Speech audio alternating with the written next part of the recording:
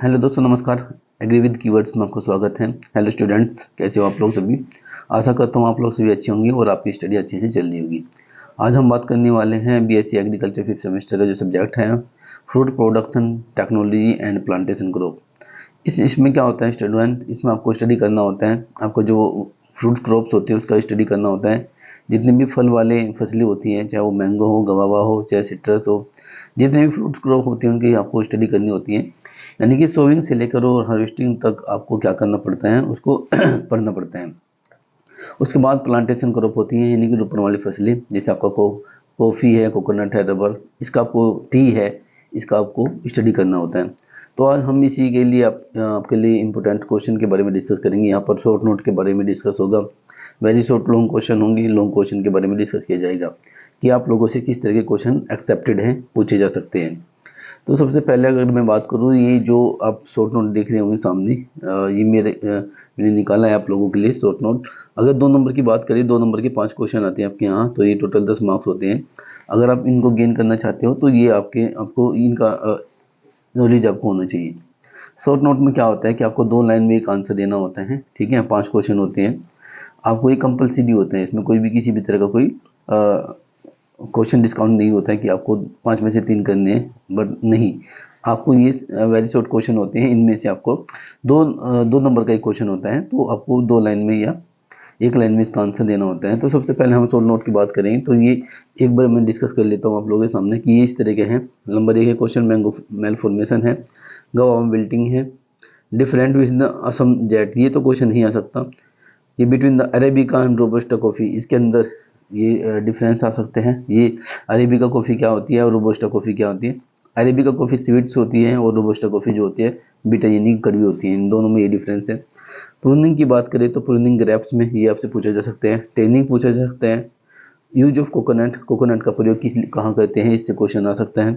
But इसका जो खाने जाने वाला भाग होता है वो एंडोस्पर्म होता है। यही आपसे क्वेश्चन, मतलब इस तरह के क्वेश्चन आप लोगों से पुटअप किए जा सकते हैं कि एडिबल पार्ट ऑफ कोकोनट। उसके बाद स्टूडेंट आपसे टिश्यू, स्पंजी टिश्यू पूछा जा सकता है। स्पंजी टिश्यू क्या होता है, ठीक है। ब्लैक टिप ऑफ मैंगो क्या होते हैं, ब्लैक टिप ऑफ मैंगो, ये भी एक मोस्टली हाई इंपॉर्टेंट क्वेश्चन है, पूछा ही जाता है। ये जो ब्रिक्स होती हैं, आसपास के जो बट्टे होते हैं, ईंट की जो ईंट वगैरह जहाँ पर बनती हैं, अगर वहाँ पर आपका ऑर्चर्ड है और मैंगो का, वहाँ पर ये ब्लैक टिप की संभावना ज़्यादा होती है, क्योंकि वहाँ पर सल्फर डाइऑक्साइड जो गैस होती है, कार्बन मोनोऑक्साइड जो गैस होती है, वो रिलीज होती है, जो आपके ऑर्चर्ड को, यानी आपको जो मैंगो का ऑर्चर्ड होता है उसको इफेक्ट करता है। तो आज हम इन्हीं पे डिस्कस करेंगे। ये तो मैं आपको एक लाइन में वैसे बता रहा हूँ, बट इसका मैं आपको डिस्कस करूँगा पूरा क्या है ये। चिकन एंड टंग डिसऑर्डर, ये किस में होता है। चिकन हैंड डिस, ये भी इंपॉर्टेंट है। Chicken and hand and chicken disorder, ये ग्रेप्स में होता है, ठीक है। सिट्रस ग्रीनिंग किस में होता है, सिट्रस ग्रीनिंग, इसका मतलब क्या है, इसके बारे में डिस्कस होगा आप लोगों से। गोमोसिस के बारे में डिस्कस होगा, गोमोसिस क्या होता है, ये भी सिट्रस में होता है। ग्रेनुलेशन क्या होता है, इसके बारे में बात किया जाएगा। इंटरकल्चर ऑपरेशन क्या होती है बनाना के अंदर, ये क्वेश्चन आने की संभावना है। ये फिर आपसे पूछा प्रोपगेशन क्या है, या बनाना प्रोपगेशन क्या होता है, बनाने का प्रोपगेशन क्या किसके थ्रू होते हैं, सकस के थ्रू होता है। बट बेसिकली अगर आपसे पूछा जाता है कि पपैया का बताइए तो सीड के थ्रू होते हैं, मैंगो का बताइए तो आपका मीन ग्राफ्टिंग के थ्रू होता है। ये सारे के सारे आपको मेथड्स पता होना चाहिए स्टूडेंट, ठीक है। ये 2-2 नंबर के क्वेश्चन होते हैं, आप लोगों को इनमें से इनको छोड़कर नहीं जाना है, करके जाना है। उसके बाद है पीजीआर, पीजीआर ग्रेप्स में यूज होते हैं मोस्टली। आपने देखा होंगे कि पीजीआर का मतलब होता है, पीजीआरएस लिखा है, तो ये प्लांट ग्रोथ रेगुलेटर सब्सटेंस होते हैं। ऐसे केमिकल सब्सटेंस होते हैं जो किसी फ्रूट्स के साइज को इंक्रीज कर सकते हैं, ठीक है, या किसी प्लांट की ग्रोथ को इंक्रीज कर सकते हैं, या किसी प्लांट की ग्रोथ को इनहिबिट कर सकते हैं, रोक सकते हैं। तो इस सारे के सारे प्लांट ग्रोथ रेगुलेटर जैसे ऑक्जिन्स हैं, जिब्रेलिन्स हैं, साइटोकिन्स हैं, इंडोल एसिटिक एसिड है, इंडोल ब्यूटिक एसिड है स्टूडेंट, ये सारे के सारे इनके बारे में हम डिस्कस करने वाले हैं आज, ओके। ये आज शॉर्ट क्वेश्चन के बारे में डिस्कस होगा। इसके बाद एक वीडियो आएगी वो लॉन्ग क्वेश्चन की होगी, उसके बाद वेरी शॉर्ट क्वेश्चन वो आपकी हाँ, ये शॉर्ट क्वेश्चन है, फिर उसके बाद लॉन्ग क्वेश्चन आएंगे, फिर वेरी शॉर्ट क्वेश्चन आएंगे। तो पूरा डिस्कस में कर लूँगा, 3 वीडियो आएगी इसकी, पार्ट 1, पार्ट 2, पार्ट 3 में। तो आप आराम से पढ़िएगा। जो स्टूडेंट इन वीडियो को आराम से देखेगा, समझेगा, तो मुझे लगता है कि उसके अच्छे नंबर इसमें आएंगे, क्योंकि मैं यहाँ पर कीवर्ड्स को डिस्कस करने वाला हूँ। मैं यहाँ पर आपको एक्स्ट्रा चीज़ों को डिस्कस नहीं करूँगा, ठीक है। तो ये सब जो डिस्कस हैं ये हम देख सकते हैं इस तरह के हैं। ये नहीं आएगा। प्रिंसिपल प्रिंसिपल नहीं है, पाइनएप्पल पाइनएप्पल प्रोपेगेशन से आपसे पूछा क्वेश्चन आ सकते हैं। मेरा कहने का मतलब है स्टूडेंट, प्रोपेगेशन से क्वेश्चन पूछा जा सकते हैं। आपसे क्रोमोसोम नंबर भी पूछा जा सकते हैं कि किस किस के क्या क्या क्रोमोसोम नंबर होते हैं। ये बी कॉलम है, बट इसमें लिखा है कि आपको क्रॉस करना है। ये एक लाइन का क्वेश्चन है कि इनमें से कौन सा आपका सही होगा, ठीक है। इस तरह से आपसे पूछा जा सकते हैं। और अगर बात करें तो ठीक है, ये सब चीज़ें हैं, बट हम आज बात करेंगे किसके बारे में स्टूडेंट्स, आज हम बात करने वाले हैं शॉर्ट क्वेश्चन के बारे में, ठीक है। शॉर्ट क्वेश्चन के बारे में यहाँ से देखो, ये क्वेश्चन ये वीडियो आएगा, फिर उसके बाद पार्ट 2, फिर पार्ट 3, बस यानी कि मैं कहने की कोशिश ये कर रहा हूँ कि स्टूडेंट की मैं 3 वीडियो दूंगा, और 3 वीडियो अगर आप अच्छे से देखते हैं, समझते हैं, तो मुझे लगता है नहीं है कि क्वेश्चन का पेपर यहाँ से बाहर जाएगा। आपके इसी में से यहाँ से क्वेश्चन मिल जाएंगे 2 नंबर की। जितने मैंने अभी ये क्वेश्चन बताए, अभी इनके बारे में डिस्कस करते हैं कि सबसे पहले क्या क्या था।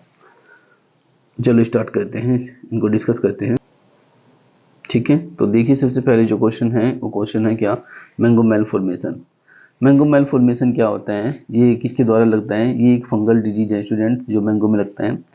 It can be the both vegetative and floral malformation, यानी कि इसको हम क्या कह सकते हैं, इसको हम vegetative and floral formation malformation भी कह सकते हैं, क्योंकि ये किसी वेजिटेटिव का मतलब होता है किसी वनस्पति, और फ्लोरल का मतलब फूल के, यानी कि किसी प्लांट्स पे भी लग सकता है और फूल पे भी लग सकता है। किसी प्लांट पे मतलब स्टम्प पे भी लग सकता है, लीफ पे भी लग सकते हैं, तो इसे हम क्या बोलते हैं, वेजिटेटिव बोलते हैं।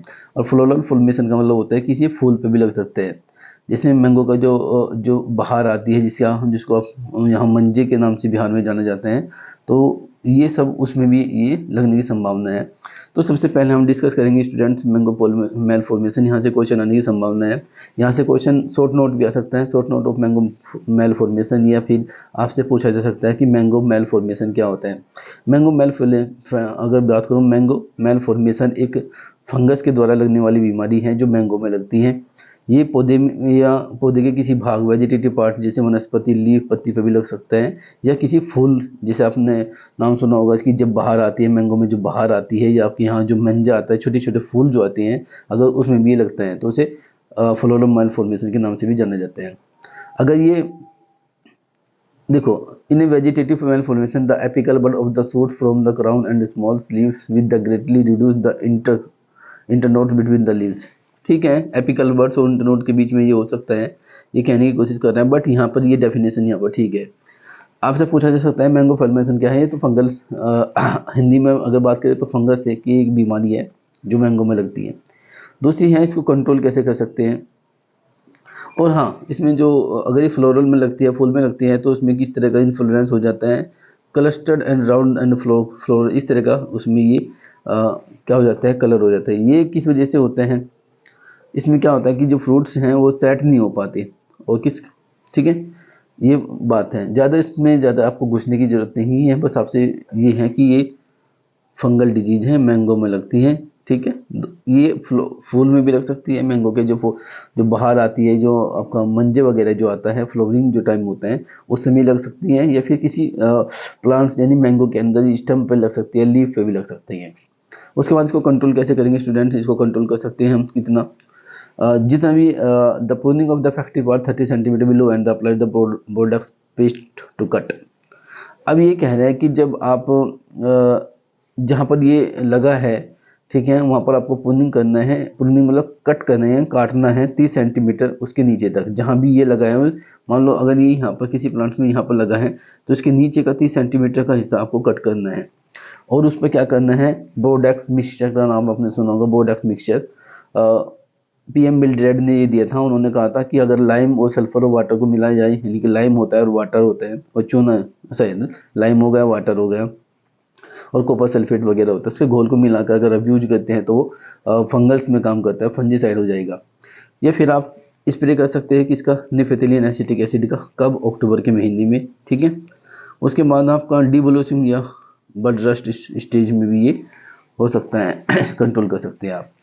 जब ब्लूसिंग का मतलब होता है स्टूडेंट, जब फूल आते हैं, फूल को उस समय आप अगर बड स्टेज वगैरह जो होती है उसको अगर उस समय भी आप डिब्लूसिंग कर देते हैं ना, फूल को कट कर देते हैं, उस समय अगर आपको लगता है तो आप इसको कंट्रोल कर सकते हैं। सबसे जो इफेक्टिव है ये बोर्डेक्स मिक्सचर वाला और निफेथिलिन एसिटिक वाला, ये दोनों इम्पोर्टेंट है। तो हमने डिस्कस किया स्टूडेंट मैंगो मेल फॉर्मेशन, ठीक है। ये एक फंगस के द्वारा लगने वाली बीमारी है। ये वेजिटेटिव है और फ्लोरल फॉर्मेशन है, यानी कि फूल के अंदर भी लग सकती है और पौधे के किसी हिस्से में भी लग सकती है। इसको कंट्रोल कैसे किया जा सकता है? इसको कंट्रोल कर सकते हैं प्रूनिंग के द्वारा। देखो, एक होता है ट्रेनिंग, एक होता है प्रूनिंग। प्रूनिंग में क्या होता है कि जब किसी प्लांट के अफेक्टेड पार्ट को आप रिमूव करते हैं, डेड पार्ट को रिमूव करते हैं, स्टेम को रिमूव करते हैं, तो वो हमारे लिए प्रूनिंग होता है।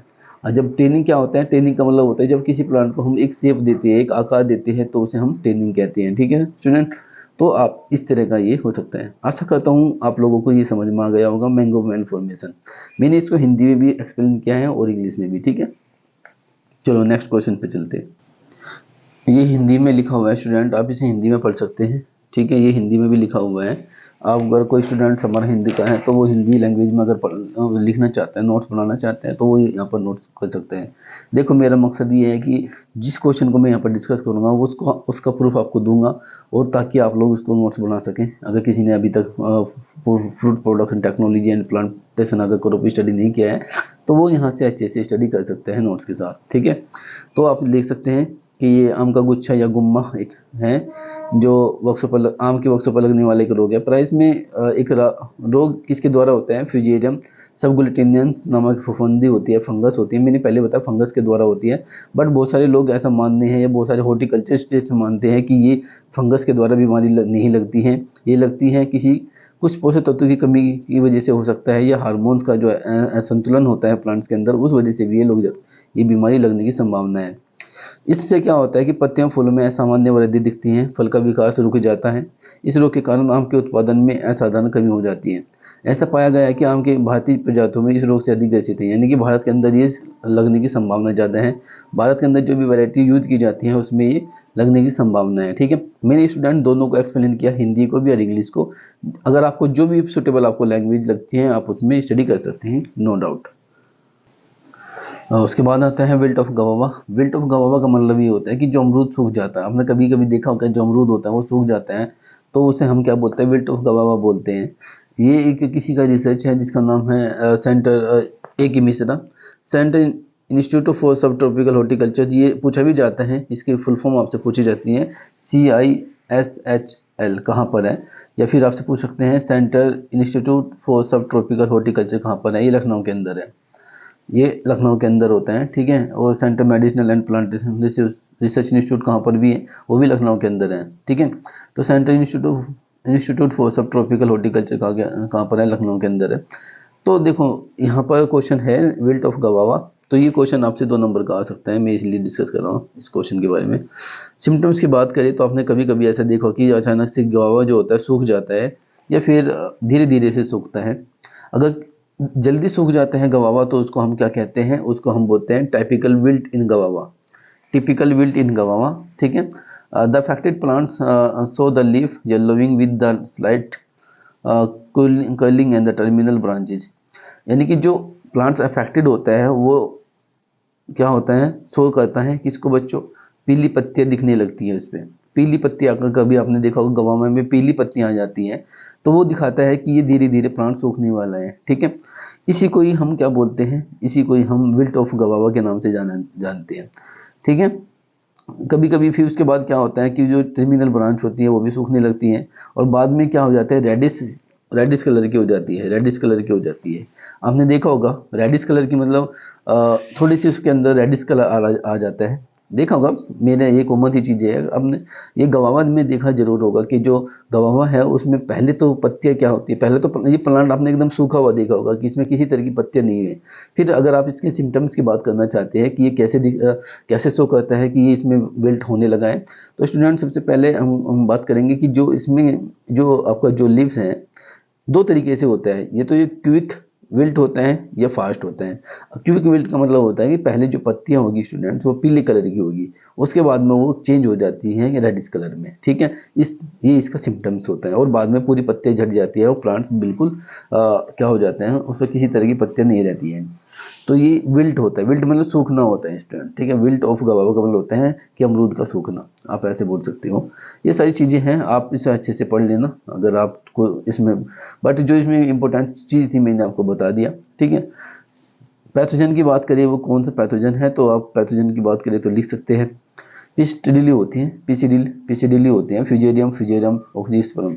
जो भी ये फ्यूजेरियम लिखा होता है जहाँ पर, वो समझ लीजिए वो फंगस बीमारी है, ये फंगस के द्वारा लगने वाली बीमारी होती है। जहाँ पर फ्यूजेरियम, ऑक्सीस्पर्म लिखा है, फ्यूजेरियम कुछ भी लिखा है अगर, ठीक है, फिजियो अगर कहीं पर आ जाता है, फिजियोरियम का नाम आ जाता है, वो 99.9% वो फंगस के द्वारा लगने वाली बीमारी होती है स्टूडेंट, ठीक है। तो कैसे कंट्रोल करेंगे, बिल्कुल हम कंट्रोल करेंगे, रेसिस्टेंट वैरायटी अपनाएंगे, ऐसी वैरायटी अपनाएंगे जो उसके रेसिस्टेंट हो, रेसिस्टेंट मतलब उसके अवरोधी हो, ठीक है। अल्टरनेशन को क्रॉप प्रैक्टिस करेंगे, एक बार लेंगे, दोबारा एक छोड़ देंगे और अगले साल लेंगे, यानी कि क्रॉप रोटेशन आपने सुना होगा। इसी तरह अल्टरनेशन ऑफ क्रॉप प्रैक्टिस करेंगे कि हर साल नहीं उगाएंगे अमरूद को। अगर ऐसी बीमारी हमारे फील्ड के अंदर लगती हैं तो एक एक एक आपको एक टाइम रखना है और फिर अगले साल नहीं रखना है, फिर उसके बाद अगले साल रखना है। तो आप ऐसे कर सकते हैं, फील्ड सैनिटेशन कर सकते हैं, अपरूटिंग कर सकते हैं, uprooting of the wild planted, ये सब बहुत सारी मेथड्स हैं आप ये, बट सबसे मोस्ट इंपॉर्टेंट है रेसिस्टेंट वैरायटी को अपनाइए। अल्टरनेशन ऑफ क्रॉप प्रैक्टिस में आपको प्रॉब्लम होगी। प्रॉब्लम क्यों होगी, क्योंकि ऐसा नहीं है कि आम जो एक फसल है 90 दिन की फसल है, कि आपने 90 दिन की फसल ली, कि मान लो जो आपने कोई सपोज दैट आपने वीट ग्रो किया, अगर वीट के अंदर कोई प्रॉब्लम हो जाती है तो आप 90 दिन के बाद उसको क्या कर सकते हो, 90 दिन के बाद वो ख़त्म हो जाती है मान लीजिए। लेकिन ये आम, ये गवावा है, ये भाई अमरूद है, ऐसा नहीं है कि ये एक साल में 3 महीने में 6 महीने में ख़त्म हो जाएगा, नहीं। सबसे जो मेन प्रॉब्लम है, रेसिस्टेंट वैरायटी को अपनाइए, ऐसी वैरायटी को अपनाइए जो इसके खिलाफ हो, यानी कि अगर ये इसको सहन करने की क्षमता इसके अंदर हो। ये स्टूडेंट, ये आशा करता हूँ ये क्वेश्चन आप लोगों को समझ में आ गया होगा, ठीक है। आगे बढ़ते हैं, तो यहाँ पर बात करते हैं student arabica versus robusta. Robusta क्या होता है, देखो ये दोनों के दोनों ही एक वैरायटी है कॉफ़ी, कॉफ़ी में ये यूज की जाती है, ठीक है। स्पेसीज आप कह सकते हैं कि कॉफ़ी की स्पेसीज होती हैं, कभी कभी इनसे पूछा जाता है, एग्जाम में भी पूछ लेते हैं, इंटरव्यू में भी पूछ ले जाते हैं कि इनमें डिफरेंस क्या होता है स्टूडेंट, अरेबिका वर्सेज रोबस्टा में अंतर क्या होता है। देखो अगर टेस्ट की बात करें, दोनों की टेस्ट की बात करें, तो इसमें स्वीट टेस्ट होता है किसमें, अरेबिका में, और इसमें टेस्ट होता है कैसा, बीटर होता है, थोड़ा सा कड़वा होता है, ठीक है। लुक की बात करें, लुक में ये बीन्स होती हैं, बीन्स की तरह दिखती हैं, ठीक है। और ये इस तरह की दिखती हैं, आपका सेंटर सीजीज लेस सर्कुलर की तरह मुड़ी हुई होती है, मैं दिखा दूंगा आपको। कैफीन की बात करें तो इसके अंदर कॉफ़ी है, कॉफ़ी के अंदर कैफीन से होता है, इसमें लो मात्रा में होता है, इसमें 25% की मात्रा में होता है। प्रोडक्शन की बात करें तो 75%, वर्ल्ड की बात करें तो सबसे ज़्यादा 75% इसी का प्रोडक्शन होता है, बट इसमें 25% इसका प्रोडक्शन होता है। कैरेक्टर्स की बात करें तो ये लो रेसिस्टेंट होती हैं to the weather and the disease, यानी कि अगर कोई बीमारी लगेगी तो एकदम से इसको लग जाती है, यानी कि लो रेसिस्टेंट होती है, कम रोधी होती है, बट ये हाई रेसिस्टेंट होती है। ये इतना डिफरेंस होता है 2 नंबर में, 2 नंबर में इतना ही डिफरेंस आप दे सकते थे। अगर आपको ये क्वेश्चन 5 नंबर में पूछते हैं तो शॉर्ट नोट आप ऐसे टेस्ट, लुक, कैफीन, प्रोडक्शन और कैरेक्टर्स की बात करें, कैरेक्टरिस्टिक्स की बात करें हैं, तो इसमें आप 5 नंबर में स्टूडेंट ये क्वेश्चन का आंसर दे सकते थे। जो हमारे हिंदी के स्टूडेंट हैं वे समझ लीजिए अरेबिका वर्सेज कॉफी, इनमें दोनों में क्या अंतर हो। ये टेस्ट की बात करें, इनका स्वाद क्या होता है, इसका स्वाद इधर वाले साइड के मतलब होते हैं, इसके बारे में बात हो रही है। इनका स्वाद कड़वा होता है, इनका स्वाद थोड़ा सा इनका स्वाद मीठा होता है, इनका कड़वा होता है। ये देखने में बीन्स की तरह दिखती है, ओवल की तरह दिखती हैं, बट ये पैलर की तरह दिखती है। कैफीन की बात करें, कैफीन मतलब कॉफ़ी के अंदर एक केमिकल्स होते हैं जो आपको स्टिमुलेट करने का काम करता है, जैसे बीड़ी के अंदर होता है, चाय के अंदर होता है। जब चाय आप पीते हो तो आपको नींद नहीं आती क्योंकि उसके अंदर वथीन होता है, तो कॉफ़ी के अंदर कैफीन होता है, कैफीन होता है या फीन होता है, तो वो लोअर मात्रा में होता है, ये हाई 25% मात्रा में होता है। इसमें प्रोडक्शन की बात करें तो इसका प्रोडक्शन 75% है, इसका 25% है स्टूडेंट, ठीक है। तो ये डिफरेंस आप लोगों को इतना समझ में आना चाहिए। एक सेकेंड, फिर ये क्वेश्चन है स्टूडेंट हमारा कि यहाँ पर देख लीजिए आप, यहाँ से क्वेश्चन है आपका कि pruning of grapes, pruning of grapes में कि प्रूनिंग क्या है, ठीक है, और ये ग्रेप्स में कैसे होती है। आपसे क्वेश्चन पूछा जा सकते हैं।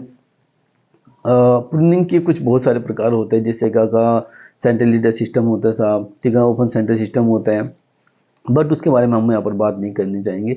हम बात करेंगे जो हमसे क्वेश्चन पूछा गया है, इसने कहा है कि प्रूनिंग ऑफ ग्रेप्स क्या होते हैं। देखो ये जो पार्ट्स हैं आप लोगों को ये तरह दिख रहे हैं, ये ग्रेप्स की प्लांट्स है, ये ग्रेप्स का प्लांट है, क्योंकि इसको ये जो इस तरह की स्टम्प्स होती हैं और वो सेपरेटली फैलती हैं और फिर उसके बाद आपको सपोर्ट देना पड़ता है, क्योंकि ये इनकी जो स्टम्प्स होती हैं स्टूडेंट वो वीक होती है।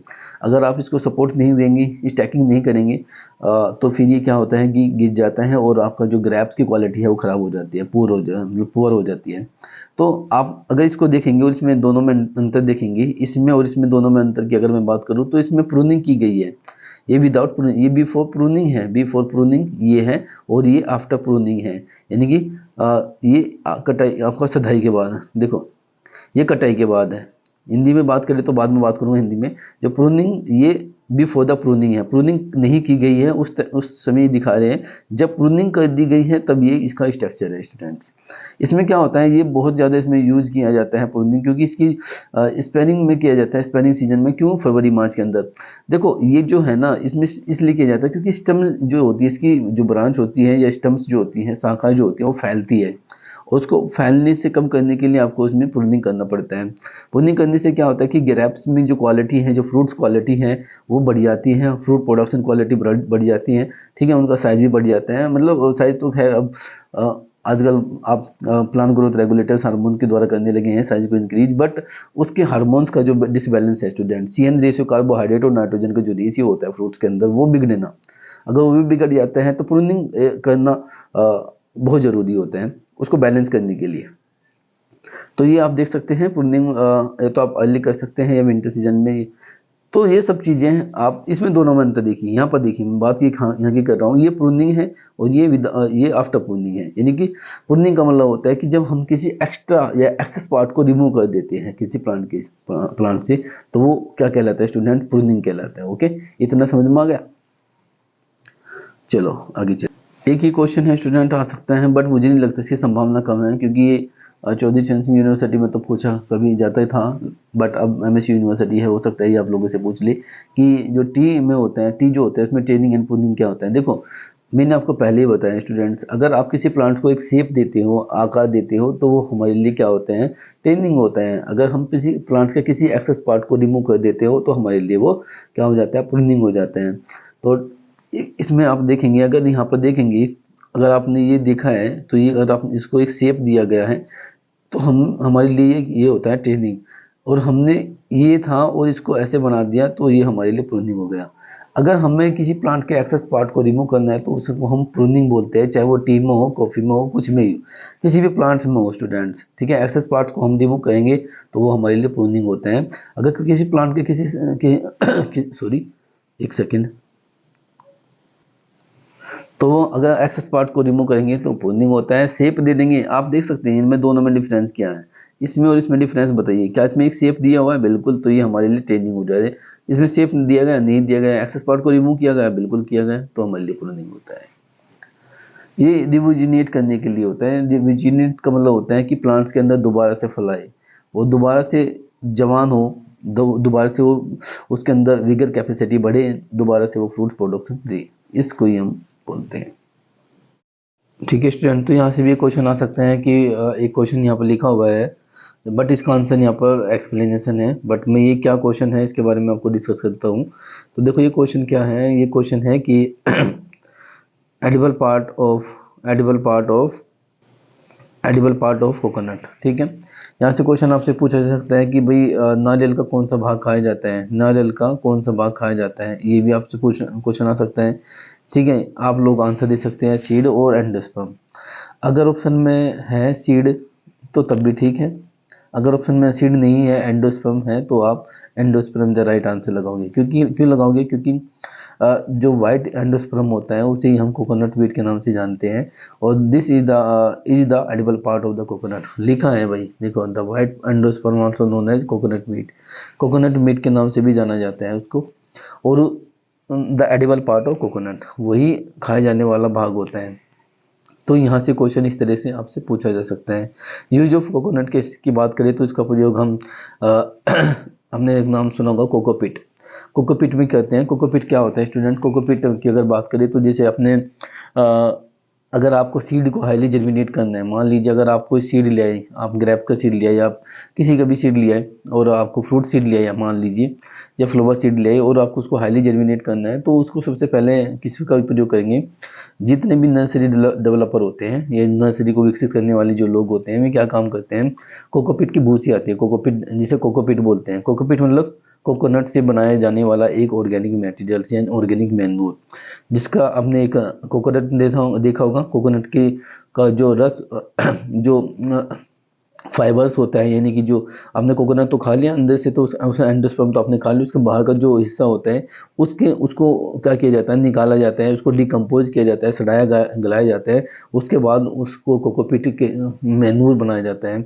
और उसका प्रयोग कब किया जाता है, उसका प्रयोग हाईली सीड जर्मिनेट के लिए किया जाता है। ठीक है, तो ये आपका वेजिटेटिव प्रोपगेशन में भी यूज होता है। जैसे आपको एयर लेयरिंग करना है, तो जब अगर आपको मैंगो में करना है एयर लेयरिंग या आपको लीची में करना है, तो एयर लेयरिंग करते समय आपको क्या करना पड़ता है, कोकोपीट का प्रयोग करते हैं ताकि वो हाईली जर्मिनेट हो, रूट्स जल्दी से डेवलप हो सके।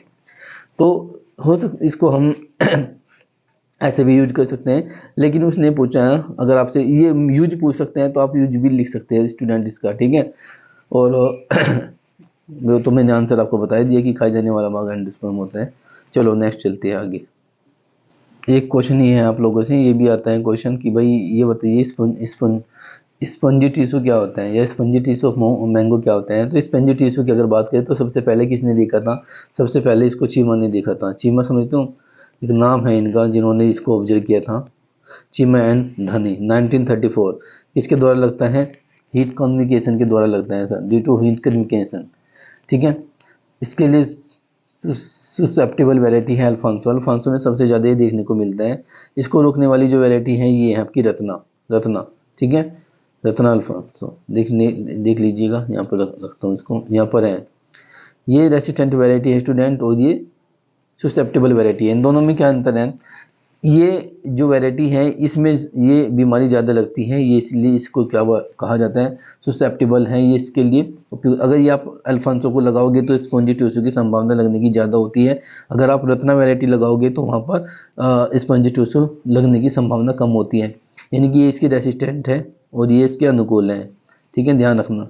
स्पॉन्जी टिश्यू, ये स्पॉन्जी टिश्यू मतलब सिम्टम्स क्या है, सिम्टम्स स्टूडेंट ये होता है कि जो मैंगो होता है, मैंगो के अंदर वाइट सा स्पंज बन जाते हैं, स्पंज ये देख लीजिए आप, स्पंज बन जाते हैं, इसलिए इसको स्पंजी टिश्यू ऑफ मैंगो के नाम से भी जाना जाता है।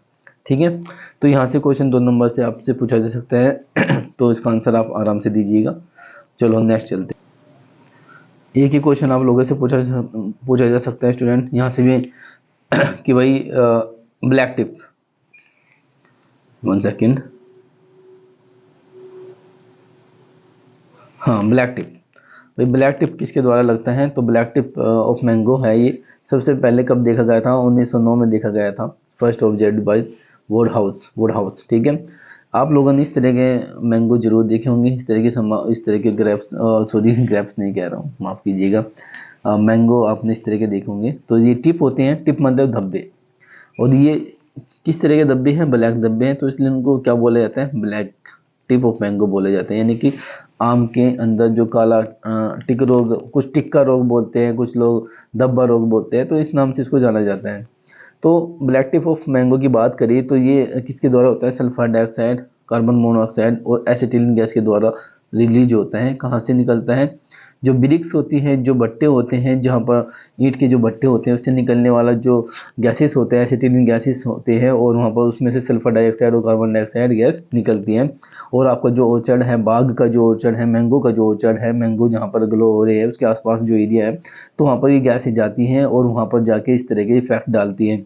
तो ये संभावना आप लोगों ने, इससे क्या होता है कि स्टूडेंट्स इसकी इकोनॉमिक क्वालिटी क्या होती है, ख़राब होती है, इसको लोग खरीदते नहीं हैं, बचते हैं। ठीक है, और धीरे धीरे ये कलर बढ़ता जाता है। तो इसको कंट्रोल करने के लिए आप क्या करोगे स्टूडेंट, इसको कंट्रोल करने के लिए आप जो ब्रिक्स है, जो ब्रिक है आपका, यानी कि जो आपका आपकी जो ईंट का जो भट्टा है उससे थोड़ा सा आप डिस्टेंस बना के ऑर्चर्ड्स को प्लानिंग कीजिए। उसका डिस्टेंस 2-3 किलोमीटर रखिए ताकि वहाँ से निकलने वाली जो गैस है वो आपके ऑर्चर्ड यानी कि आपके बाग में ना पहुँच सके, जिससे आपको ब्लैक टिप की संभावना ना हो। ठीक है, इसको कंट्रोल करने के लिए मैंने भी आपको बता दिया है। चलो नेक्स्ट चलते हैं। ओके, ठीक है, तो यहाँ से क्वेश्चन आ सकता है कि जो हैन चिकन डिजीज होता है किस में लगता है, ग्रेप्स में लगता है स्टूडेंट। किसके कारण लगता है, बोरोन की डेफिशिएंसी लगता है। इसमें क्या होता है कि जो कुछ सीड होते हैं, कुछ सीड जो होते हैं वो सेट हो जाते हैं, बट बहुत सारे जो सीड्स होते हैं वो सीडलेस हो जाते हैं, वो छोटे हो जाते हैं। ठीक है, ये किसके कारण होता है? बोरोन की डेफिशिएंसी से होते हैं। किस में लगता है? ग्रेप्स में लगता है स्टूडेंट, इसको ध्यान रखिएगा हमेशा। ठीक है, यहाँ से क्वेश्चन आने की संभावना है। उसके बाद है आपसे उसके बाद क्वेश्चन है आपसे कि ग्रीनिंग डिजीज होता है citrus citrus grinning. Citrus grinning की बात करिए आप देख सकते हैं ये किसके द्वारा लगता है? कैल्सीडेटस, लेब्री बेटर्स, एसिएटिकस के द्वारा लगता है। One of the most serious disease है, सबसे ज़्यादा बीमारी आपको देखने में, आपने कभी कभी इस तरह के नींबू देखे होंगे, आधे हरे और आधे पीले, इस तरह की डिफिशिएंसी देखने को मिलती है। ये नींबू में भी मिलता है। जितने भी सिट्रस फ्रूट्स होते हैं, सिट्रस मतलब सिट्रेसी फैमिली से जितने भी खट्टे फ्रूट्स होते हैं उनमें ये देखने को मिलता है। आपको ये तो फ्रूट्स में इसके सिम्टम्स दिखा देते हैं स्टूडेंट्स, ये तो फ्रूट्स में इसके सिम्टम्स दिखा देते हैं, और नहीं तो इसकी जो पत्तियाँ होती हैं, जो पत्तियाँ होती हैं, जो ग्रीन लीव्स होती हैं, कभी कभी आधी पीली और आधी ग्रीन दिखा देती हैं। इसी को ही हम क्या बोलते हैं? सिट्रस ग्रीनिंग डिजीज बोलते हैं। Most of the serious citrus disease हैं, ये प्लांट डिजीज हैं वर्ल्ड में, पूरे वर्ल्ड की अगर बात करें तो ये बहुत ज़्यादा है, मतलब बहुत ज़्यादा ये क्या होता है? डेंजरस डिजीज है, मोस्ट सीरियस डिजीज के नाम से इसको जानते हैं। ठीक है, इस बात को हमेशा याद रखना, यहाँ से क्वेश्चन आते हैं। ठीक है,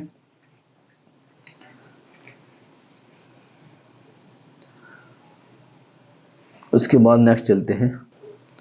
उसके बाद है गोमोसिस ऑफ सिट्रस। गोमोसिस ऑफ सिट्रस से भी पूछा जाता है, इसे फुट रोट के नाम से, फुट रोट के नाम से भी जानते हैं, फुट रोट के नाम से इसको जानते हैं। ठीक है, ये भी one of the most serious disease है। इसके द्वारा, ये किसके द्वारा होता है? फाइटोपथेरियन सिट्रस के द्वारा होता है।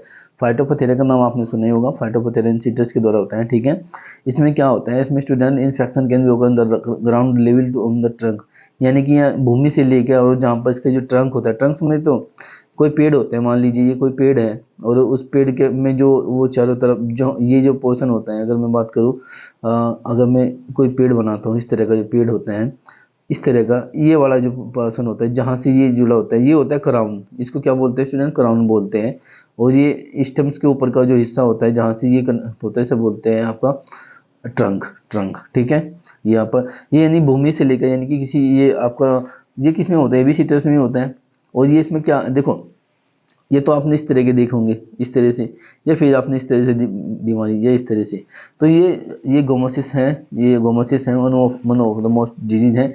ये कहाँ पर देखने को मिलता है? ये भूमि के नीचे से लेकर ये क्राउन जो होता है, क्राउन जो होता है वहाँ पर भी मिल जाता है। इसमें क्या होता है कि ये सूख जाती है, स्टम जो होती है वो सूख जाती है। ठीक है, ये इसका सिम्टम्स है, और आप देख लीजिए इस तरह की बीमारी, इस तरह का सिम्टम्स ये देखने को मिलता है स्टूडेंट। ठीक है, ये आपको पता लग गया होगा, ये गोमोसिस है। यहाँ से क्वेश्चन आता है, 2 नंबर से पूछा जा सकता है, तो हो सकता है कि आप लोगों से क्वेश्चन किस पूछे जाए।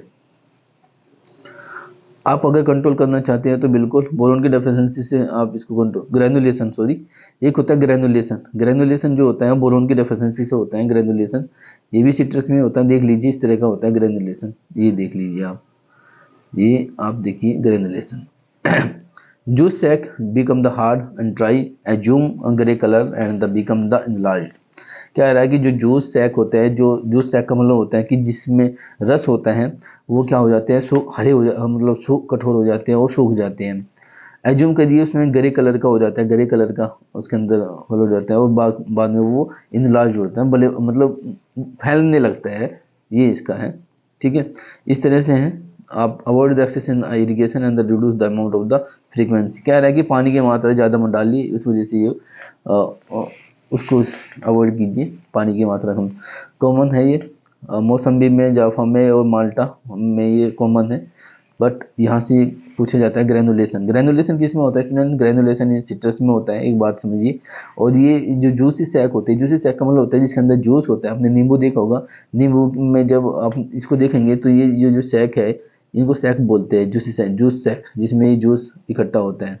ठीक है, वे उनका कलर वो हार्ड हो जाते हैं, ड्राई हो जाते हैं, और उनका कलर कैसे हो जाते हैं? कलर की बात करें तो वे ग्रे कलर के हो जाते हैं। तो ये है, ये इस तरह से आप हैं। अगर आप इसको कंट्रोल करना चाहते हैं तो बिल्कुल Na का प्रयोग किए, निफिथिलिन एसिटिक या जिब्रेलिक एसिटिक एसिड। Ga का मतलब होता है जिब्रेलिक एसिटिक एसिड स्टूडेंट, और Na का मतलब होता है निफिथिलिन एसिटिक एसिड। ठीक है, इनमें से किसी का भी आप प्रयोग करिएगा तो ये कंट्रोल किया जा सकता है। नेक्स्ट चलते हैं अपने क्वेश्चन पे।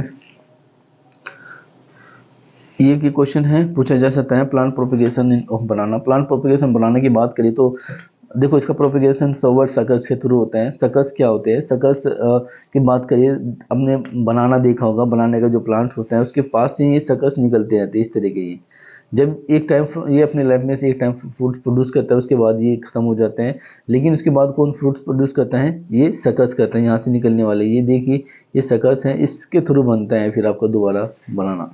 ये प्रोपेगेशन बहुत ज़्यादा इंपॉर्टेंट है, ठीक है। वाटर सकस, ये रहा वाटर सकस, ये सोवर्ड सकर है, ठीक है, ध्यान रखिएगा। वाटर सकर और आपका सोवर्ड सकर में क्या अंतर होता है? ये तलवार की तरह दिखता है, ठीक है, और ये आपका वाटर सकर की तरह दिखता है। इसमें थोड़ा सा अंतर समझिए। सोवर्ड सकस ये यहाँ से इंपॉर्टेंट क्वेश्चन है, ये पूछा जा सकता है कि आप लोगों से ये क्वेश्चन आ सकता है कि प्लांट जो प्रोपेगेशन है वो बनाना में किसके द्वारा होता है। देखो प्रोपेगेशन से क्वेश्चन आने की संभावना ज़्यादा है। जितने भी फ्रूट्स हैं, चाहे वो मैंगो हो, गवावा हो, सिट्रस हो, आपका लीची हो, जितने भी आप फ्रूट्स पढ़ रहे हो उनका प्रोपेगेशन स्टडी जरूर कीजिएगा। प्रोपेगेशन यहाँ पर भी आपके एग्जाम में तो पूछे ही जाते हैं, कॉम्पिटिशन एग्जाम में बहुत ज़्यादा पूछे जाते हैं, क्योंकि प्रोपेगेशन एक ऐसा प्रोसेस होता है जिसमें किसी एक सिंगल प्लांट से आप मल्टीपल प्लांट को प्रोड्यूस करते हैं। ये दो तरीके से होता है स्टूडेंट्स। देखो प्रोपेगेशन का मतलब होता है प्रोपेगेट करना, यानी कि एक प्लांट से मल्टीपल प्लांट को प्रोड्यूस करना या पैदा करना, उसे हम प्रोपेगेशन कहते हैं स्टूडेंट। ये दो तरीके से होता है स्टूडेंट। एक तो सेक्सुअल प्रोपेगेशन होता है और ये सेक्सुअल प्रोपेगेशन होता है। सेक्सुअल प्रोपेगेशन का मतलब होता है जब किसी प्लांट को प्रोड्यूस किया जाता है बाय सीड के द्वारा, तो उसे हम सेक्सुअल प्रोपेगेशन बोलते हैं। और जब किसी प्लांट को प्रोड्यूस किया जाता है bye vegetative part, like stem है, लीफ है, ठीक है, तो वेजिटेटिव, उसे हम वेजिटेटिव प्रोपेगेशन कहते हैं। हिंदी की बात करें तो पादप प्रवर्धन कहा जाता है। एक पौधे से अनेक पौधे को जब हम तैयार करते हैं या पैदा करते हैं तो उसे पादप प्रवर्धन कहते हैं। ये दो तरीके से होता है, लैंगिक प्रजनन और अलैंगिक प्रजनन। लैंगिक प्रजनन वह प्रक्रिया है जिसमें प्लांट्स को सीड के द्वारा पैदा किया जाता है, उसे हम लैंगिक प्रजनन कहते हैं स्टूडेंट। और जिसको हम किसी प्लांट के किसी हिस्से से, जड़ से, तने से, पत्ती से पैदा करते हैं तो उसे हम अलैंगिक प्रजनन कहते हैं। ओके, ये आपको क्लियर हो गया होगा। ओके, आगे देख। अभी हमारे यहाँ से एडिशनल क्वेश्चन स्टार्ट होने लगे जिनकी एक्सेप्टेड है, यानी कि ये इनके पूछने की संभावना ज़्यादा है। तो अब एक्सेप्टेड क्वेश्चन के बारे में बात करेंगे। उनसे जो मैंने वो आपको पीडीएफ दिखाया था, लगभग हमने वहाँ से क्वेश्चन कवर कर लिए, बट कुछ ऐसे क्वेश्चन है जो वहाँ पर डिस्कस नहीं है, जो वहाँ पर राइटिंग नहीं है, लिखे नहीं है। तो कुछ क्वेश्चन हम चाहते हैं कि आप लोगों के सामने डिस्कस करें। हो सकता है कि आप लोगों से ये क्वेश्चन पूछा जा सकते हैं स्टूडेंट, ठीक है। तो सबसे पहले हम बात करते हैं पार्थेनोकार्पी क्या होते हैं। पार्थेनोकार्पी वर्सेस पार्थेनोजेनेसिस, दोनों में डिफरेंस समझेंगे बहुत ही आराम से। देखो पार्थेनोकार्पी का मतलब बच्चों क्या होते हैं? Development of fruit, development of fruit without fertilisation is called parthenocarpy, ठीक है। Development of fruit without fertilisation is called parthenocarpy. ये बात समझ में आती है। अब आती है इंग्लिश की, parthenogenesis. Development of embryo without fertilisation is called parthenogenesis, ठीक है।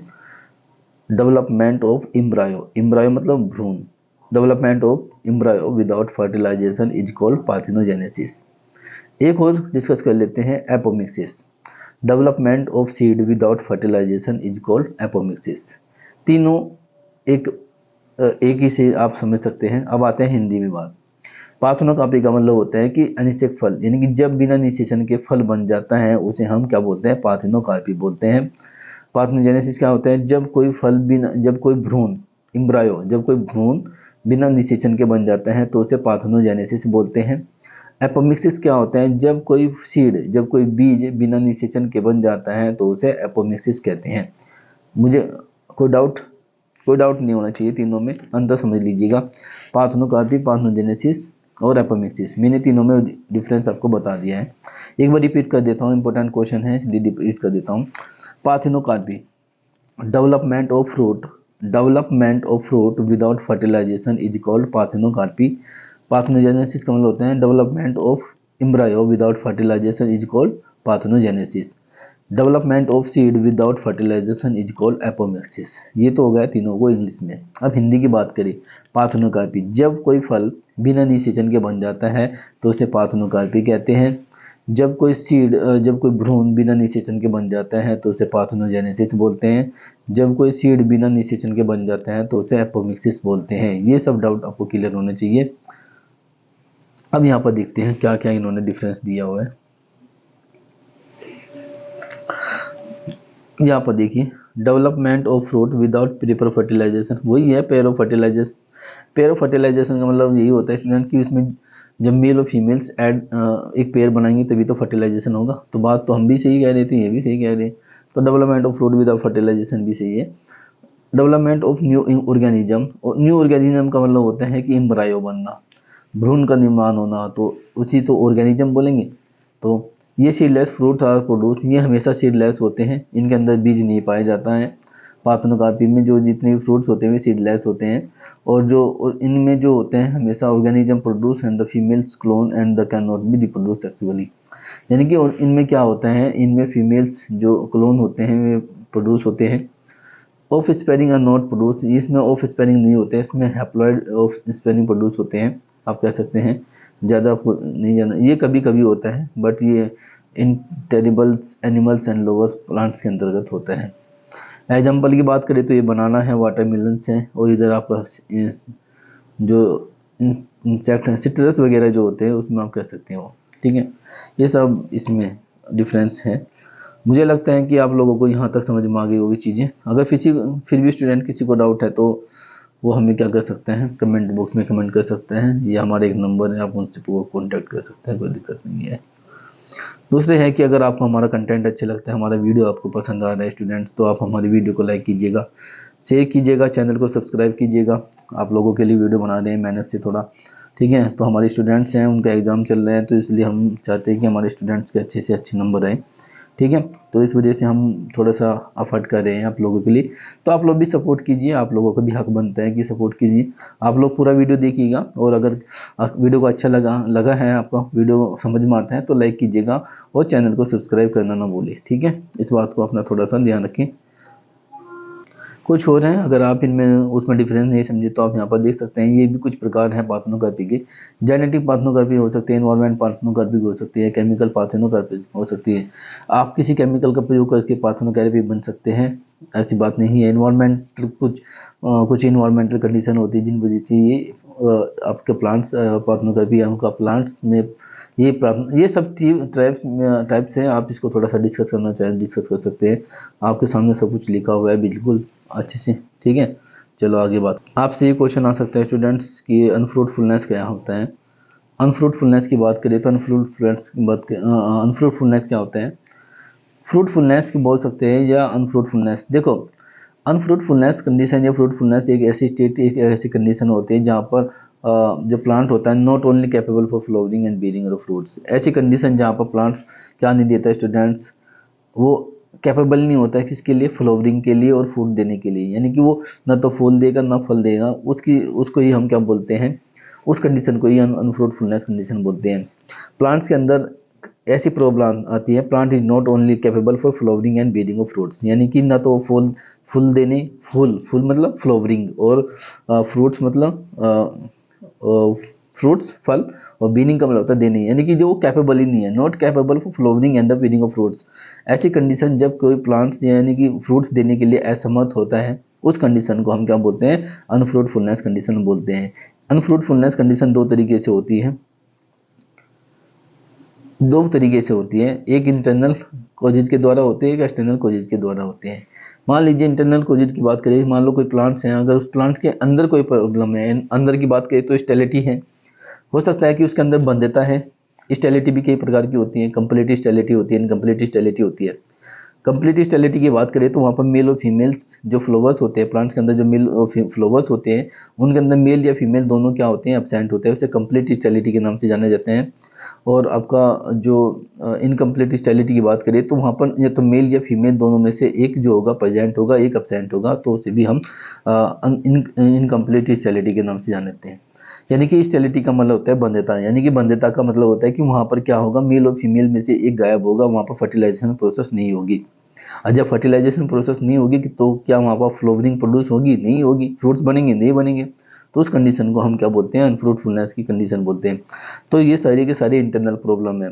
जैसे आप कह सकते हैं आपका इम्पोर्टेंस ऑफ पोलन्स, आप कह सकते हो एम्ब्रायो अबॉर्शन, कह सकते हो कि जो भ्रूण है उनका अबॉर्शन हो जाता है, गिर जाते हैं किसी के वजह से, फैलिंग डाउन हो जाते हैं, हवा के द्वारा हो जाते हैं, इंसेक्ट लेके चली जाती है, कोई चिड़िया है, कोई बर्ड्स है, उठा के चली जाती है। तो ये सारे के सारे, अगर किसी प्लांट्स के अंदर कोई प्रॉब्लम है स्टूडेंट, प्लांट्स के अंदर समझिएगा, अगर कोई प्रॉब्लम प्लांट्स के अंदर है, अंदर मतलब उसकी प्लांट्स के अंदर की बात है, फर्टिलिटी की बात है, स्टेरिलिटी की बात है, ठीक है, तो वो हमारे लिए, जैसे आपका अबॉर्शन की बात है, एम्ब्रायो अबॉर्शन की बात है वहाँ पर, तो मोनोसिस है प्लांट, डायोसिस प्लांट्स हैं, तो ये सारी की सारी कंडीशन जो होती है जैसे आपका, तो इनको क्या कहते हैं, ये इंटरनल प्रॉब्लम होती है। और अनफ्रूटफुलनेस की दूसरी जो फैक्टर्स होते हैं, जो कोजेज होते हैं, वो एक्सटर्नल होते हैं।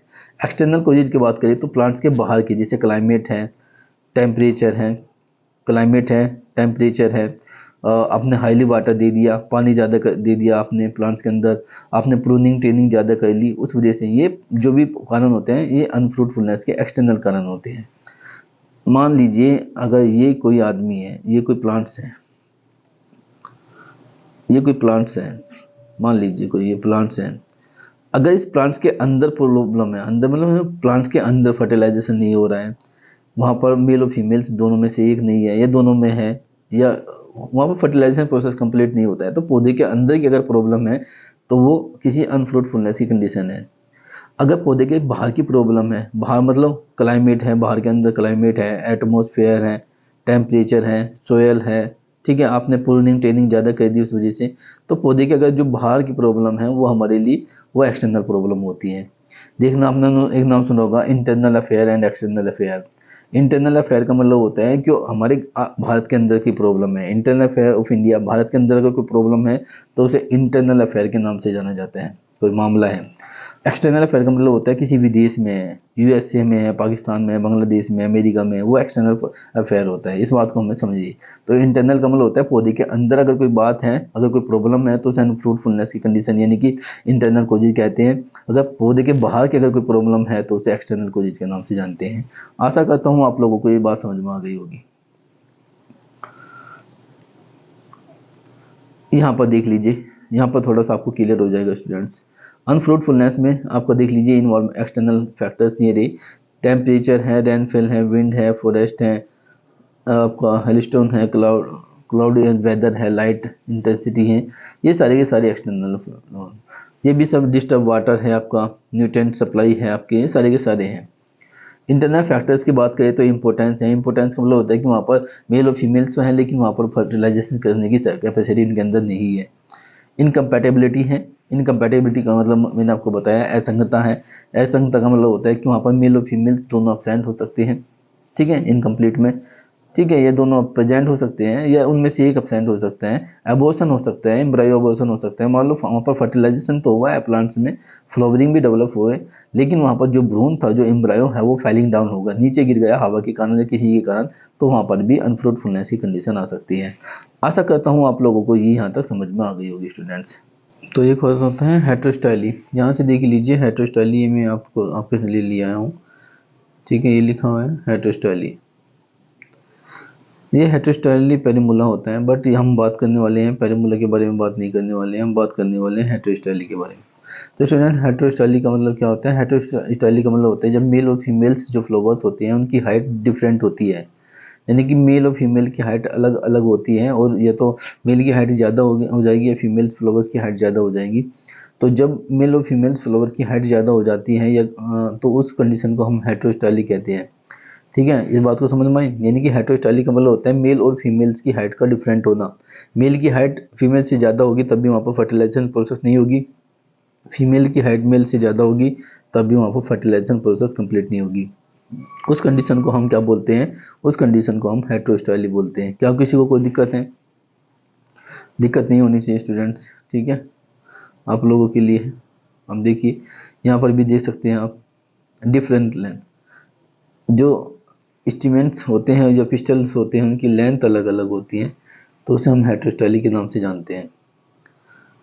ये बात आपको समझ में आ गई होगी, ठीक है। तो आगे चलते हैं नेक्स्ट, ठीक है स्टूडेंट्स, और उसके बारे में हमने सब डिस्कस किया है। बाकी अगर आप देखेंगे तो एपोमिक्सिस ये लिखा हुआ है, development of seed without fertilisation is called is apomixis. ये मैंने आपको बता चुका हूँ, इसके लिए एक्सप्लेनेशन मैं ऑलरेडी कर चुका हूँ। तो यहाँ पर ये सब चीज़ें हो चुकी हैं, ये सब कंडीशन हो चुकी हैं। यहाँ पर आप हम बात करें इसके बारे में, तो देखो यहाँ पर एक चीज़ यहाँ से भी क्वेश्चन आने की संभावना स्टूडेंट है। मैं नहीं चाहता कि मेरा कोई भी स्टूडेंट्स बीएससी एग्रीकल्चर का जो भी स्टूडेंट्स 5th सेमेस्टर में हो या कोई कंपटीशन की तैयारी कर रहा हूँ, अगर वो उसके पास ही वीडियो पहुँचती है तो मैं नहीं चाहता कि वो इन क्वेश्चन से उसको पता लगे रहे, इनको सॉरी एक्सप्लेनेशन ना कर सके में देखो, मैं चाहता हूं कि वो इन क्वेश्चन को समझे, समझने की कोशिश करे और अपने आप ही याद हो जाएंगे। बस थोड़ा सा आपको थोड़ा सा समझना है, बस लैंग्वेज को समझना है स्टूडेंट। सबसे पहले अगर बात करें तो लिखा है पॉलीइम्ब्रायोनो। पॉलीइम्ब्रायोनो का मतलब, पॉली का मतलब होता है एक से ज्यादा, इम्ब्रायोनो का मतलब होता है भ्रूण का होना, ठीक है, एक से ज्यादा। जब किसी, अगर हम कोई भी हो, चाहे अगर हम सीड कहें, अगर सीड के अंदर एक से ज्यादा भ्रूण होंगे तो वो पॉलीइम्ब्रायो कहलाता है, ठीक है। ये एंटोनी वॉन लीवनहोक ने ये सबसे पहले बताया था, ठीक है। पॉलीइम्ब्रायोनो इधर कॉमन है, ये हो जाता है। कभी कभी आपने देखा होगा कि जुड़वा प्लांट्स या जुड़वा फ्रूट्स आपने देखे होंगे कि एक फ्रूट्स में जुड़े हुए होते हैं दो, तो वो कारण वही है कि वहां पर जो क्या है, वहां पर इन जो सीड है उसके अंदर दो एम्ब्रायो डेवलप हो गए। अगर इस तरह की कंडीशन होती है तो उसे पॉली एम्ब्रायो के नाम से जाना जाता है। मोनो एम्ब्रायो का मतलब होता है किसी सीड के अंदर केवल एक भ्रूण का होना। अगर किसी सीड के अंदर एक भ्रूण डेवलप होता है तो उसे मोनो एम्ब्रायो कहते हैं। यहाँ से क्वेश्चन आ सकता है, इसलिए मैंने ये आपके सामने डिस्कस किया है।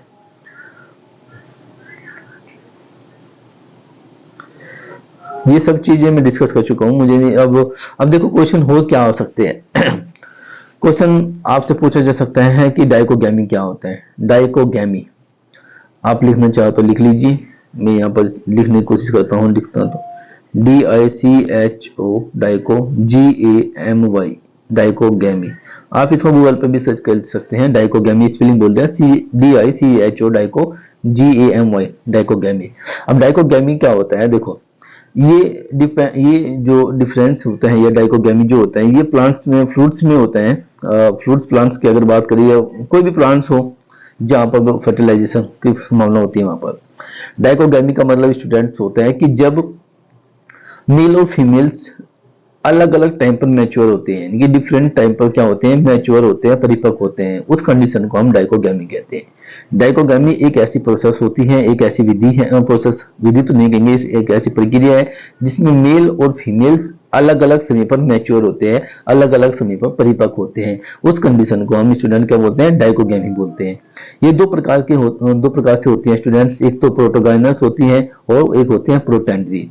प्रोटोगाइनस का मतलब स्टूडेंट्स होता है, प्रोटोगाइनस का मतलब स्टूडेंट क्या होता है, प्रोटोगाइनस का मतलब होता है कि अगर फीमेल है वो मैच्योर हो जाते हैं बिफोर द मेल, मेल से पहले अगर फीमेल मैच्योर हो जाती है तो उस कंडीशन को हम प्रोटोगाइनस कहते हैं। फ्लोवर्स के अंदर अगर फीमेल्स हैं, फ्लोवर्स के अंदर जो फीमेल्स होता है, अगर वो मेल से पहले मैच्योर हो जाते हैं तो उस कंडीशन को हम क्या बोलते हैं, उस कंडीशन को हम प्रोटोगाइनस बोलते हैं। प्रोटोगाइनस में आप ऐसे भी समझ सकते हैं कि जो गायनोकोलॉजिस्ट होती हैं वो किसकी स्पेशलिस्ट होती है, बेसिक मोस्टली वो होती है फीमेल की। अगर किसी प्लांट्स के अंदर फीमेल मैच्योर हो जाती है मेल से पहले तो उस कंडीशन को हम प्रोटोगाइनस कहते हैं। क्या कहते हैं, protogynous, PROTO proto GYNOYS, protogynous लिख लेना, गूगल पर आ जाएगा प्रोटोगाइनस। और प्रोटेंडरी क्या होता है, PROTANDRY। प्रोटेंडरी का मतलब होता है कि जो मेल है, male mature before the female, female से पहले अगर मेल मैच्योर हो जाता है तो उस कंडीशन को हम प्रोटेंडरी कहते हैं, ठीक है। यहां से भी क्वेश्चन आने की संभावना है। प्रोटेंडरी की अगर बात करें, एक बार और बता देता हूं, मेल जो होते हैं, मेल मैच्योर हो जाते हैं बिफोर द फीमेल, फीमेल से परिपक्व अगर नर फ्लोवर्स में नर जो होते हैं, फ्लोवर्स के अंदर जो नर होते हैं अगर वे पहले परिपक्व हो जाते हैं मादा से पहले तो उस कंडीशन को हम क्या बोलते हैं, प्रोटेंडरी बोलते हैं, ठीक है। यहां से क्वेश्चन आ सकते हैं। उसके बाद आपसे क्वेश्चन पूछा जा सकता है, IIHR का पूरा नाम बताइए।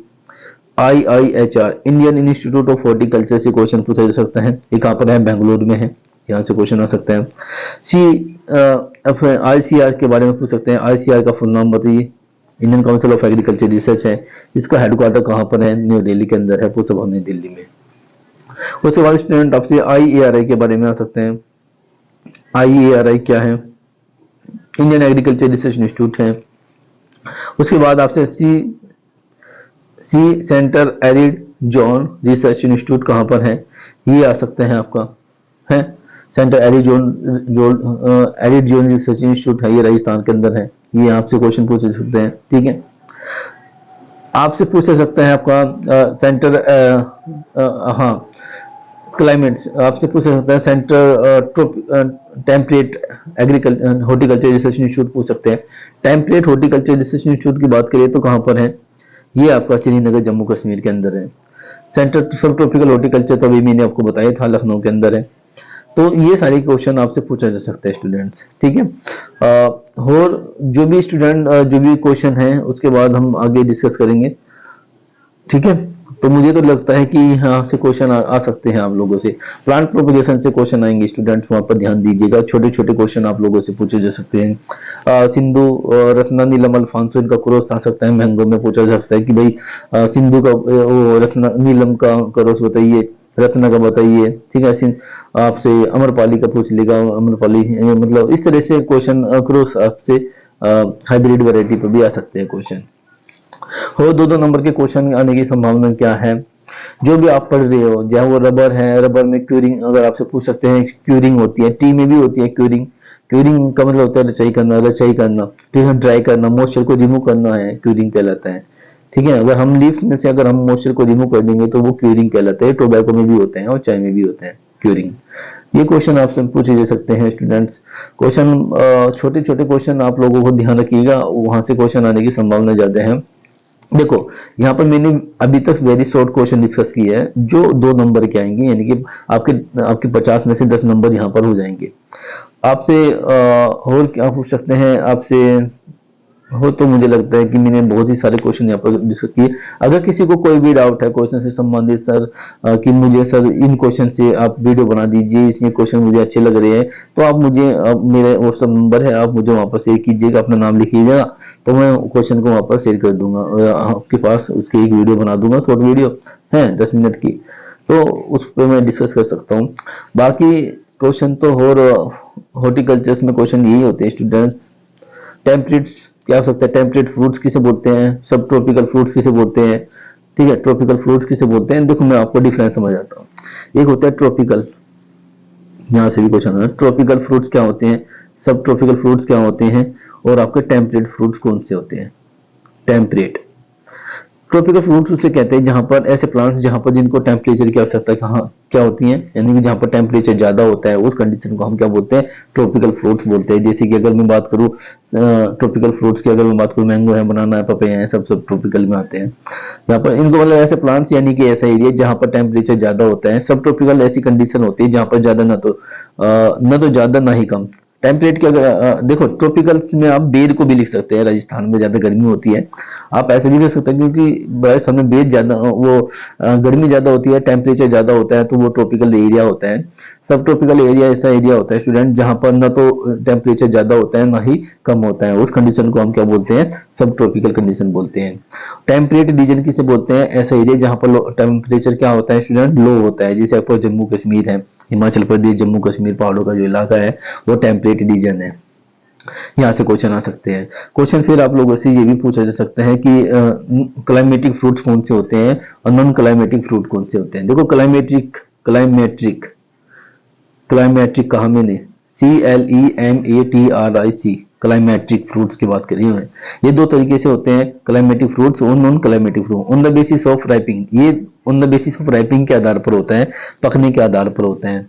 2 तरीके से फ्रूट्स पक सकते हैं, एक तो पेड़ पे, या एक तो फ्रूट्स पेड़ पे पक सकते हैं, या उसको पेड़ से हार्वेस्ट करके पेड़ से हार्वेस्ट करने के बाद पिक करके आप उसे आर्टिफिशियल रूप से पका सकते हैं। 2 ही तरीके से फ्रूट्स को राइपिंग किया जाता है। अब देखो ऐसा फ्रूट्स अगर हम कोई पेड़ पे ही पक जाता है, मान लो कोई फ्रूट्स है, मैंगो का फ्रूट्स है, आप मैंगो तोड़िए मत, वो पकने के बाद अपने आप ही नीचे गिर जाएगा, तो वो किस प्रकार का फ्रूट्स है, वो आपका क्लाइमेटिक फ्रूट्स हैं, क्योंकि आपने उसको आर्टिफिशियल रूप से नहीं पकाया। यानी कि अगर कोई प्लांट्स है, सॉरी मैंने थोड़ा सा इसमें गड़बड़ कर दिया मामला, I repeat that, I think मुझे थोड़ा सा गलत लग गया, मुझे नहीं, शायद मैंने आपको उल्टा बता दिया, सॉरी इसके लिए माफी चाहता हूँ आपसे। तो क्लाइमेटिक फ्रूट्स क्या होता है, देखो क्लाइमेटिक फ्रूट्स ऐसे फ्रूट्स होते हैं जिनको हार्वेस्ट करने के बाद पकाया जा सकता है। Can be ripe after the harvest from the plants, can be ripe after the harvest from the plants, that is called climatic fruits. चाहे वो मैंगो हो, बनाना हो, पपैया हो, कुछ भी हो, जिसको आप हार्वेस्ट करने के बाद पका सकते हो तो उसे हम क्या बोलते हैं, क्लाइमेटिक फ्रूट्स बोलते हैं। और नॉन क्लाइमेटिक फ्रूट्स कौन से होते हैं, NON नॉन क्लाइमेटिक फ्रूट्स उसे बोलते हैं जिसको आप don't ripe don't ripe can be can don't ripe आप कह सकते हैं डोंट राइप, ठीक है, आप हार्वेस्ट फ्रॉम द प्लांट्स, जिसको आप हार्वेस्ट करने के बाद पका नहीं सकते, यानी कि ऐसा प्लांट जो पेड़ पे ही पकेंगे। अगर आप में जिसमें अगर मैं बात करता हूँ, बहुत सारे ऐसे फ्रूट्स होते हैं स्टूडेंट्स, जैसे बेर है, बेर है, आप बेर की बात कर रहे हो तो बेर वहाँ पे ही पकेगा, बेर जो होते हैं। और उसके बाद आपके बहुत सारे ग्रेप्स हैं, ग्रेप्स भी आर्टिफिशियल रूप से नहीं पका सकते, आप उसको वहाँ पर पकेंगे। तो कुछ ऐसे फ्रूट्स होते हैं, सिट्रस जो होते हैं, नींबू जैसे होते हैं, जो नींबू वगैरह होते हैं, नींबू को आप पका नहीं सकते, आपको पेड़ पे ही पकेगा। मेरा कहने का मतलब होता है अगर ऐसे प्लांट्स हैं जिनको हम हार्वेस्ट करने के बाद, पिक करने के बाद उसको हम पका नहीं सकते, उसको हम क्या बोलते हैं, नॉन क्लाइमेटिक फ्रूट्स बोलते हैं। डिफरेंस दोनों में आप लोगों को समझ में आ गया होगा। यहाँ से क्वेश्चन हो सकते हैं स्टूडेंट्स, यहाँ से 2 क्वेश्चन मुझे लगे थे कि आपके सामने डिस्कस करने चाहिए, तो मैंने आपको डिस्कस किए। एक बार रिपीट कर देता हूँ, क्लाइमेटिक फ्रूट्स उसे कहते हैं जो जिनको हम पका सकते हैं हार्वेस्ट करने के बाद, और नॉन क्लाइमेट फ्रूट्स में होते हैं जिनको हम हार्वेस्ट करने के बाद पका नहीं सकते, इनकी पेड़ पे ही में राइपिंग होते हैं। बस ये डिफरेंस था। उसके बाद और क्वेश्चन क्या हो सकते हैं स्टूडेंट्स, आप लोगों से क्या क्वेश्चन वो पूछ सकते हैं। और एक क्वेश्चन आपसे पूछ सकते हैं,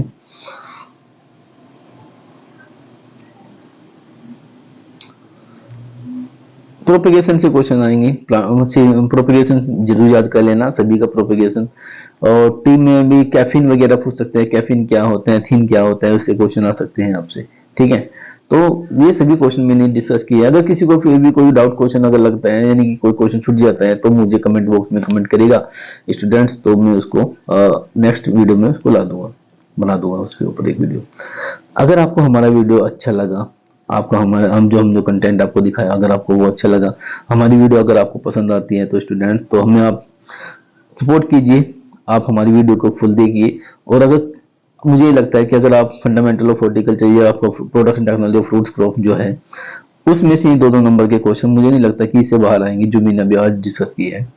तो आप इन्हें अच्छे से देखें। और एक वीडियो हो जाएगा शॉर्ट क्वेश्चनों पे, उसके बाद लॉन्ग क्वेश्चन, यानी कि 3 वीडियो आपके आने वाले हैं। कल आ जाए, संडे में आ जाए, संडे में मैं कोशिश करूंगा पूरी कि संडे में वो मैं अपलोड कर दूं। तो आज के लिए इतना ही है, ठीक है, धन्यवाद।